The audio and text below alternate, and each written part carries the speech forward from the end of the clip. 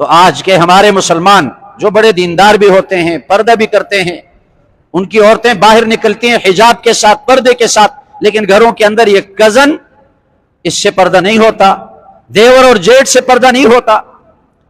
یاد رکھیں، میں نے پہلے بتا دیا، نسب کی وجہ سے عورت کے 7 مرد محرم ہیں، اور رضاعت یعنی دودھ پلانے کی وجہ سے عورت کے 7 مرد محرم بنتے ہیں، لیکن نکاح کی وجہ سے، نکاح کی وجہ سے فقط 2 قسم کے مرد حرام ہوتے ہیں، محرم بنتے ہیں، ایک سسر ہے اور ایک سسر کا بیٹا، باقی محرم نہیں بنتے۔ جیٹھ اور دیور یہ محرم نہیں بنتے۔ تو حجاب اور پردے کا مسئلہ بہت ہی اہم ہے۔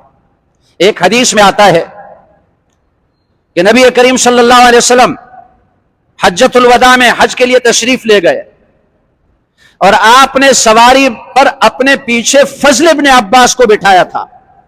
یہ عبداللہ ابن عباس رضی اللہ عنہما کے بھائی ہیں، فضل ابن عباس، اور یہ بھی اس وقت چھوٹی عمر کے تھے، بلوغ کو نہیں پہنچے تھے۔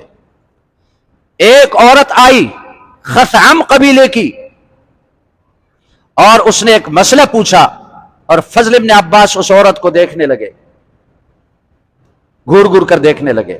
نبی کریم صلی اللہ علیہ وسلم نے فوراً فضل ابن عباس کا چہرہ دوسری طرف پھیر دیا، مت دیکھو۔ حالانکہ وہ نابالغ تھا، اس کو بھی منع کیا تاکہ اس کی عادت خراب نہ ہو۔ اور پھر عورت نے مسئلہ پوچھا، یا رسول اللہ، میرے باپ پر حج فرض ہو چکا تھا، لیکن اب وہ اتنا بیمار اور اتنا کمزور ہے کہ وہ چارپائی سے اٹھ نہیں سکتا، کیا میں اس کی طرف سے حج کر لوں؟ آپ نے فرمایا ٹھیک ہے، اپنے باپ کی طرف سے حج کر لو۔ مسئلہ تو یہ تھا۔ اور پھر آج کے دور میں مسلمان یہ سمجھتے ہیں کہ پیروں سے عورتوں کا پردہ نہیں ہے، پیروں سے پردہ نہیں ہے، پیروں کے سامنے جاتے ہیں، بے پردہ عورتیں تعویذ لینے کے لیے جاتی ہیں، یا بے پردہ عورتیں ان پیروں سے دعا لینے کے لیے جاتی ہیں۔ حدیث میں آتا ہے، اور یہ بخاری اور مسلم کی حدیث ہے، کہ جب نبی کریم صلی اللہ علیہ وسلم نے عورتوں سے بیعت لی، اب رسول اللہ صلی اللہ علیہ وسلم جتنے دنیا کے پیر جمع ہو جائے، رسول اللہ صلی اللہ علیہ وسلم کے پیروں کے خاک کے برابر نہیں ہو سکتے۔ جو عورتیں مکہ سے مسلمان ہو کر آئی مدینہ، اور ان کے شوہر مکہ میں رہ گئے، وہ کافر تھے، تو نکاح ختم ہو گیا، کافروں سے نکاح ختم ہو گیا۔ ان عورتوں سے رسول اللہ صلی اللہ علیہ وسلم نے بیعت لی، اور اس بیعت کا ذکر قرآن میں ہے۔ اے نبی صلی اللہ علیہ وسلم، آپ ان عورتوں سے بیعت لیں کہ یہ شرک نہیں کریں گی، چوری نہیں کریں گی، زنا نہیں کریں گی، بچوں کو قتل نہیں کریں گی، قرآن میں اس کا ذکر ہے۔ تو جب بیعت لے لی کہ فلاں فلاں کام نہیں کریں گی، فلاں گناہ نہیں کریں گی، ان عورتوں نے عرض کیا رسول اللہ، ہم آپ سے بیعت کرنا چاہتی ہیں۔ مقصد یہ تھا کہ جیسے مرد آپ سے ہاتھ ملا کر مصافحہ کر کے بیعت کرتے ہیں، ہم بھی ہاتھ ملا کر بیعت کرنا چاہتی ہیں۔ اور یہ بیعت جو لی جا رہی تھی، درمیان میں پردہ لٹکا ہوا تھا، پردے سے اس طرف عورتیں، پردے سے اس طرف رسول اللہ صلی اللہ علیہ وسلم۔ پابند بنائیں، ان کو حجاب کا عادی بنائیں، اور بچپن ہی سے نیم برہنہ لباس ان کو پہنانا شروع نہ کریں، جیسے آج کل کے دور میں ہے۔ لڑکی چھوٹی بچی ہے، اس کی قمیص کی آستین نہیں ہے، اور اس کی ٹانگیں نیچے کھلی ہوئی ہیں، اور اگر اسی عمر کا لڑکا ہوتا ہے اسی گھر میں، تو کیا ہوتا ہے؟ اس کی آستینیں پوری ہوتی ہیں کلائیوں تک، اور اس کے پانچے نیچے ٹخت۔ قابل صد احترام سامعین گرامی قدر، سورۃ الاحزاب کی اس آیت کی تلاوت گزشتہ جمعے کو بھی کی، اور آج بھی سورۃ الاحزاب کی اس آیت کی تلاوت کی، جس میں عورتوں کے حجاب اور پردے کا ذکر ہے۔ عورتوں کے حجاب اور پردے کا مسئلہ جتنا اہم ہے، جتنا ضروری ہے، اتنا ہی مسلمان آج اس میں سستی کر رہے ہیں، غفلت برت رہے ہیں، اور اسی بے حجابی اور بے پردگی کی وجہ سے بے حیائیاں پھیلتی ہیں، زنا عام ہو رہا ہے، برائیاں پھیلتی ہیں۔ گویا کہ بے پردگی یہ تمام برائیوں کی جڑ ہے۔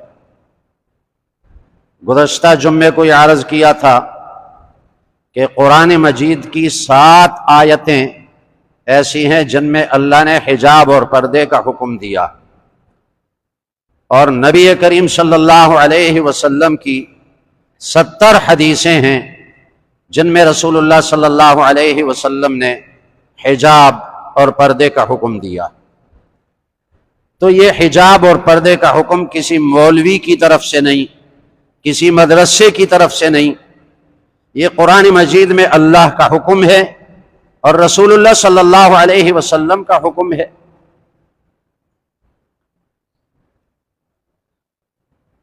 بعض ایسے مرد ہیں جو عورت کے محرم ہوتے ہیں۔ محرم کا مطلب یہ ہے کہ اس عورت کا اس کے ساتھ نکاح حرام ہے۔ ان محرموں سے عورت کا کوئی حجاب اور پردہ نہیں، لیکن پردہ نہ ہونے کا مطلب یہ ہے کہ عورت اپنا چہرہ ان کو دکھا سکتی ہے، اپنے ہاتھ ان کو دکھا سکتی ہے، کوئی وسوسہ نہ ہو تو وہ تنہائی میں بیٹھ سکتے ہیں۔ 7 قسم کے مرد ہیں جو عورت کے محرم ہوتے ہیں۔ باپ ہے، اور باپ کے حکم میں دادا بھی ہے۔ نمبر 1 باپ، دوسرا ہے چچا، تیسرا ہے ماموں، چوتھا ہے بھائی، 5واں ہے بھانجا، 6واں ہے بھتیجا، اور 7واں ہے بیٹا۔ یہ 7 قسم کے مرد عورت کے محرم ہیں۔ نسب کے اعتبار سے بھی یہ 7 قسم کے مرد عورت کے محرم ہیں، اور رضاعت کے اعتبار سے بھی یہ عورت کے محرم ہے، دودھ پلانے کے اعتبار سے۔ اگر ایک عورت نے کسی عورت کو دودھ پلایا، کسی بچی کو دودھ پلایا، وہ بچی بڑی ہو جائے تو دودھ پلانے والی عورت کا شوہر اس کا رضاعی باپ بن جاتا ہے، اور اس کے رضاعی باپ کا بھائی اس کا چچا بن جاتا ہے، اور اس کی رضاعی ماں کا بھائی اس کا ماموں بن جاتا ہے، اور اس کی رضاعی بھائی کی کا بیٹا اس کا بھتیجا بن جاتا ہے، اور رضاعی بہن کا بیٹا اس کا بھانجا بن جاتا ہے، اور اسی طرح رضاعت کے اعتبار سے بیٹا بھی بنتا ہے۔ تو جو اس کے محرم بنتے ہیں نسب کے اعتبار سے، وہ اس کے محرم بنتے ہیں رضاعت کے اعتبار سے۔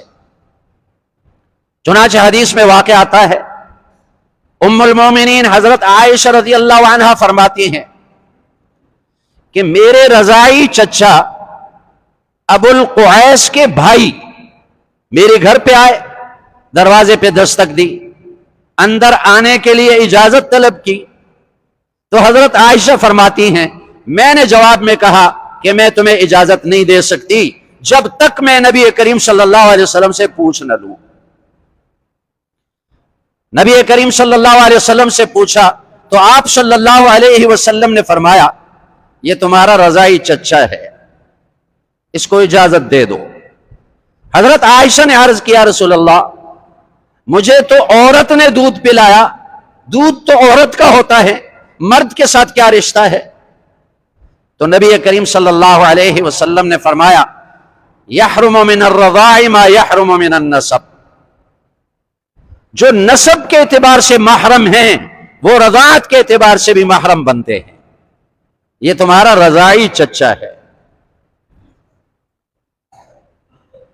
اب اس رشتے کے باوجود حضرت عائشہ رضی اللہ عنہا نے اس وقت تک ان کو اندر آنے کی اجازت نہیں دی جب تک رسول اللہ صلی اللہ علیہ وسلم سے پوچھا ہی نہیں۔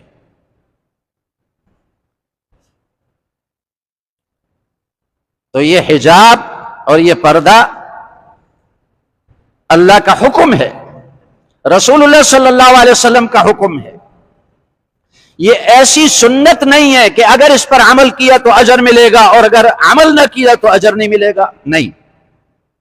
جیسے نماز فرض ہے عورت پر، اسی طرح حجاب اور پردہ بھی فرض ہے۔ اور جتنے صحابہ کرام تھے ان سب کے علم میں یہ بات تھی کہ عورت کا حجاب اور پردہ فرض ہے۔ چنانچہ حدیث میں واقع آتا ہے، بخاری شریف کی حدیث ہے، غزوہ خیبر میں جو یہود کے مقابلے پر لڑائی ہوئی، خیبر میں یہود رہتے تھے، رسول اللہ صلی اللہ علیہ وسلم نے لشکر کشی کی، صحابہ کا لشکر تیار کیا اور خیبر پر حملہ کیا، اور وہاں سے لونڈیاں اور غلام گرفتار ہوئے۔ جہاد میں اگر دشمن سے شرعی جہاد ہو، دشمن کی عورتیں اور دشمن کے مرد اور بچے گرفتار کیے جائیں، عورتیں لونڈیاں بن جاتی ہیں اور مرد غلام بن جاتے ہیں، اور پھر وہ مجاہدین میں تقسیم ہو جاتے ہیں۔ اور پھر جس طرح ایک انسان کے لیے اپنی بیوی حلال ہے، وہ لونڈی بھی حلال ہے، لیکن یہ شرعی جہاد کا حکم ہے۔ تو جب خیبر فتح ہوا، لونڈیوں میں حضرت صفیہ رضی اللہ عنہا بھی تھی، اور یہ یہود کے بڑے سردار کی بیٹی تھی، حیی ابن اخطب یہود کا سردار تھا، ان کی بیٹی تھی، اور ان کا شوہر وہ بھی یہود کا سردار تھا۔ اور ایک عجیب واقعہ ہے، غزوہ خیبر سے پہلے حضرت صفیہ نے، یہ بھی یہودیہ تھی، انہوں نے ایک خواب دیکھا۔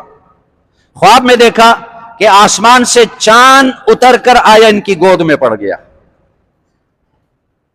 جب یہ خواب اپنے شوہر کے سامنے بیان کیا تو شوہر کو غصہ آیا، وہ خواب کی تعبیر کا ماہر تھا، اس کو غصہ آیا اور حضرت صفیہ کو تھپڑ مارا منہ پہ، اور کہنے لگا تو عرب کے سردار کے ساتھ شادی کرنا چاہتی ہے، تو عرب کے سردار کے ساتھ شادی کرنا چاہتی ہے، کیسی تعبیر نکالی۔ چنانچہ حضرت صفیہ جب گرفتار ہو کر آئیں اور دحیہ کلبی رضی اللہ عنہ نے عرض کیا، رسول اللہ مجھے ایک لونڈی عطا کر دیں۔ رسول اللہ صلی اللہ علیہ وسلم نے فرمایا جاؤ تلاش کرو، ایک لونڈی اٹھا لو۔ وہ آئے تو صفیہ رضی اللہ عنہ بہت خوبصورت تھی، اور ظاہر ہے کہ سردار کی بیٹی، سردار کی بیوی، تو وہ سرداری بھی چہرے سے چھلک رہی تھی، انہی کو اٹھا لیا۔ صحابہ نے عرض کیا رسول اللہ یہ بڑے سردار کی بیٹی ہے، اور اگر یہ ایک عام صحابی کو مل جائے تو دوسرے صحابہ اعتراض کریں گے، ان کو ملی ہمیں کیوں نہیں ملی؟ بہتر یہ ہے کہ آپ اپنے لیے ان کو منتخب فرما لیں، اور دحیہ رضی اللہ عنہ کو کوئی دوسری لونڈی ان کے بدلے میں دے دیں، یہ آپ کے پاس آ جائے۔ نبی کریم صلی اللہ علیہ وسلم نے اس تجویز کو پسند فرمایا، کیونکہ اس میں تمام صحابہ کے دل آپس میں جڑ جاتے ہیں۔ اگر ایسا نہ کریں تو توڑ پیدا ہوگا۔ جوڑ پیدا کرنے کے لیے رسول اللہ صلی اللہ علیہ وسلم نے حضرت صفیہ اپنے لیے منتخب فرما لی۔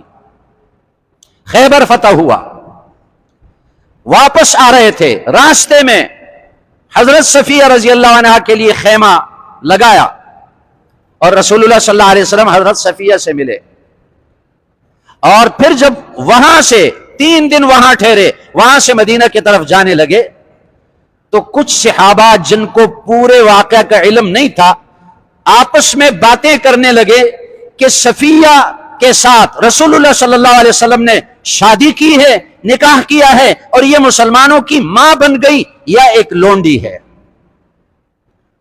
کسی نے کہا یہ لونڈی ہے، کسی نے کہا نہیں یہ تو مسلمانوں کی ماں بن گئی۔ تو پھر فیصلہ کیسے کیا؟ صحابہ نے خود فیصلہ کیا کہ دیکھو جب رسول اللہ صلی اللہ علیہ وسلم سواری پر سوار ہوں گے اور حضرت صفیہ کو اپنے ساتھ بٹھائیں گے، اگر ان کو حجاب اور پردہ کرایا تو معلوم ہوا کہ یہ مسلمانوں کی ماں ہوگی، اور رسول اللہ صلی اللہ علیہ وسلم نے ان کے ساتھ نکاح کیا ہوگا، اور اگر حجاب اور پردہ نہ کرایا تو پھر اس سے معلوم ہوگا کہ یہ لونڈی ہے۔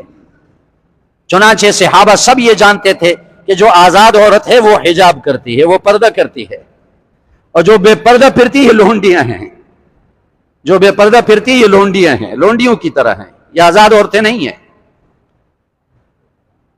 جب نبی کریم صلی اللہ علیہ وسلم نے سواری پر سوار ہو رہے تھے، اپنے پیچھے حضرت صفیہ رضی اللہ عنہا کے لیے جگہ خود بنا دی، اور نبی کریم صلی اللہ علیہ وسلم نیچے بیٹھ گئے زمین پہ، اپنا گھٹنا یوں کھڑا کر دیا، حضرت صفیہ سے فرمایا تم میرے گھٹنے پر اپنا پیر رکھو اور سواری پہ چڑھو۔ کیسی سعادت ملی حضرت صفیہ رضی اللہ عنہا کو۔ وہ جب سواری پر بیٹھ گئیں، رسول اللہ صلی اللہ علیہ وسلم نے پردہ لٹکا دیا، ان کو پردے میں چھپا دیا۔ تب صحابہ سمجھے کہ یہ لونڈی نہیں، یہ ام المومنین بن گئی، یہ مسلمانوں کی ماں بن گئی، رسول اللہ صلی اللہ علیہ وسلم نے ان کے ساتھ نکاح کیا ہے۔ تو اس زمانے میں تو یہ پہچان تھی، یہ پردہ اور حجاب آزاد عورت کی پہچان تھی، اور جو لونڈیاں تھی وہ پردہ نہیں کر رہی تھی۔ لیکن لونڈی پردہ نہ کرے اس کے بھی حدود ہیں، وہ اپنے بازو کوہنیوں تک کھلے رکھ سکتی ہے لونڈی، کیونکہ وہ کام کاج کرتی ہے۔ اگر اس کی ٹانگیں گھٹنوں تک کھل جائیں تو اجازت ہے، وہ کام کاج کرتی ہے۔ لونڈی کے لیے ایسا پردہ نہیں ہے جو آزاد عورت کے لیے ہے۔ اور یہ بھی سمجھنے کی بات ہے کہ آج کل جو گھروں میں نوکرانیاں ہوتی ہیں لونڈیاں نہیں ہیں، لونڈیاں شرعی جہاد میں حاصل کی جاتی ہیں، یہ لونڈیاں نہیں ہیں۔ ان کا حکم وہی ہے جو آزاد عورتوں کا حکم ہے۔ گھر کے مردوں پر لازم ہے کہ اس لڑکی کو پردے میں رکھیں جو گھر میں کام کاج کرتی ہے، اس کے ساتھ تنہائی میں کوئی مرد نہیں بیٹھ سکتا، اور اس لڑکی کے والدین پر بھی لازم ہے کہ وہ اپنے اس بیٹی سے پردہ کروائیں، یہ لونڈی نہیں ہے۔ تو اس واقعہ سے حاصل یہ نکلا کہ صحابہ یہ جانتے تھے کہ آزاد عورت کی پہچان یہ ہے کہ وہ پردہ کرتی ہے، حجاب کرتی ہے۔ اور ادھر حضرت صفیہ کے پہلے شوہر نے جو خواب کی تعبیر بتائی وہ بالکل سچی ثابت ہو گئی۔ عرب کے سردار کے ساتھ حضرت صفیہ رضی اللہ عنہا کا نکاح ہوا۔ خواب انہوں نے دیکھا کہ آسمان سے چاند اترا، میری گود میں پڑ گیا۔ اسی طرح ایک اور ام المومنین ہیں، ہماری ماں سودا بنت زمعہ رضی اللہ عنہا، ان کے ساتھ نبی کریم صلی اللہ علیہ وسلم نے دوسرے نمبر پہ شادی کی۔ سب سے پہلے حضرت خدیجہ رضی اللہ عنہا سے شادی کی، اور جب تک حضرت خدیجہ زندہ رہی آپ نے کسی دوسری عورت سے شادی نہیں کی۔ جب حضرت خدیجہ رضی اللہ عنہا کا انتقال ہوا، آپ صلی اللہ علیہ وسلم کی عمر 50 سال تھی، پھر سودا رضی اللہ عنہا سے شادی کر لی ہجرت سے 3 سال پہلے، اور ان کو اپنے ساتھ پھر مدینہ لے کر آئے۔ ان کا واقعہ بھی بخاری شریف میں آتا ہے۔ جب مکہ فتح مسلمان 7 ہجری میں رسول اللہ صلی اللہ علیہ وسلم مسلمانوں کو لے کر نکلے عمرے کے لیے، تو سعد ابن ابی وقاص رضی اللہ عنہ فرماتے ہیں کہ میرے بھائی عتبہ ابن ابی وقاص نے مجھے وصیت کی تھی کہ جب تم مکے میں چلے جاؤ، وہاں زمعہ نامی شخص ہے، اس کی لونڈی کا بیٹا ہے اور وہ میرا بیٹا ہے، اس کو تم اپنے قبضے میں لے لو۔ ان کا کیسے بیٹا بن گیا؟ زمانے جاہلیت میں لونڈیوں سے زنا بھی کراتے تھے، تو عتبہ نے کہا یہ میرا بیٹا ہے، زنا سے پیدا ہوا، اس کو تم اپنے قبضے میں لے لو۔ جب مکہ پہنچے صحابہ تو سعد ابن ابی وقاص رضی اللہ عنہ نے اپنے بھائی جو کفر پہ مرا تھا ان کی وصیت پوری کرنے کے لیے وہاں گئے اور زمعہ کے بیٹے کو اپنے قبضے میں لیا، اور رسول اللہ صلی اللہ علیہ وسلم کے پاس لے کر آئے۔ عرض کیا رسول اللہ یہ میرا بھتیجا بنتا ہے۔ ادھر سے زمعہ کا بیٹا، سگا بیٹا عبد ابن زمعہ، وہ آیا نبی کریم صلی اللہ علیہ وسلم کے پاس، عرض کیا رسول اللہ یہ میرے باپ کے بستر پر پیدا ہوا، یہ میرا بھائی ہے۔ سعد ابن ابی وقاص نے کہا یہ میرا بھتیجا ہے، عبد ابن زمعہ نے کہا یہ میرا بھائی ہے، میرے باپ کا بیٹا ہے۔ دونوں کا اختلاف پیدا ہوا۔ نبی کریم صلی اللہ علیہ وسلم نے پہلے تو فیصلہ فرمایا الولد للفراش وللعاہر الحجر، بچہ اسی کا ہوتا ہے جس کے بستر پر پیدا ہوا، اور جو زانی ہے اس کو پتھر ملیں گے، اس کو پتھر مارے جائیں گے، وہ محروم ہوگا، اس کو سنسار کیا جائے گا۔ چنانچہ وہ بچہ عبد ابن زمعہ کے حوالے کیا، اور فرمایا یہ تیرا بھائی ہے، تیرے باپ کے بستر پہ پیدا ہوا۔ جب یہ عبد بن زمعہ کا بھائی بن گیا تو ام المومنین سودا بنت زمعہ کا بھی تو بھائی بن گیا۔ عبد بن زمعہ کا بھائی بنا تو ام المومنین سودا رضی اللہ عنہ کا بھی بھائی بن گیا۔ لیکن نبی کریم صلی اللہ علیہ وسلم نے حضرت سودا رضی اللہ عنہ سے فرمایا احتجبی منہ، بخاری شریف کی حدیث کے الفاظ ہیں، اس سے پردہ کرو۔ کیوں؟ اس لیے کہ اس بچے کی شکل و صورت زانی کے ساتھ ملتی تھی، شکل و صورت میں اس کی مشابہت اس زنا کرنے والے کے ساتھ ملتی تھی، تو اتنے شبہ کی وجہ سے حضرت سودا سے فرمایا کہ اس سے پردہ کرو۔ اور آج کے لوگ کیا سمجھتے ہیں؟ یہ کزن ہے، یہ لڑکی کا کزن ہے،